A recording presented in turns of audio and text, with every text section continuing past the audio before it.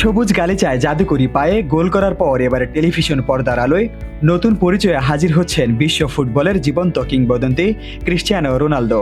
British সংবাদ মাধ্যম the সানের এক প্রতিবেদনে জানা গেছে, বেয়ন্স নামের একটি নতুন ব্রিটিশ সিরিজে কেবল নির্বাহী প্রযোজক হিসেবেই নয়, বরং বিশেষ এক ভূমিকায় রূপালী পর্দায় অভিনয় করবেন পর্তুগিজ এই মহাতারকা।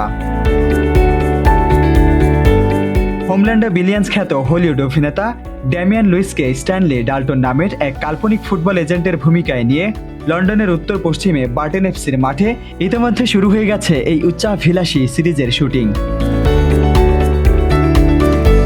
রোনালদোর পাশাপাশি ফরাসি কিংবদন্তি থিয়েরি ওরিও উপস্থিত থাকবেন এই প্রজেক্টে, যার বাস্তব জীবনের এজেন্ট ড্যারেন ডেইনের এক সুদূর প্রসারী ধারণা থেকেই মূলত বুনন হয়েছে এই সিরিজের গল্পের।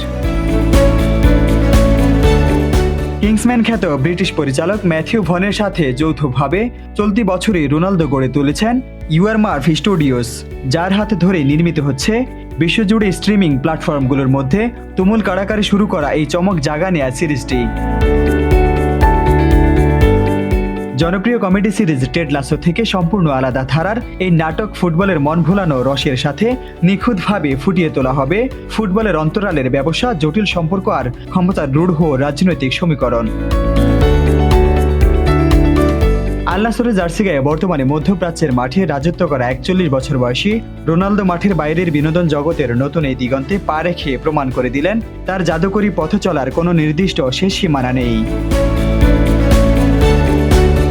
রাশেদ বিল্লাহ, নগর।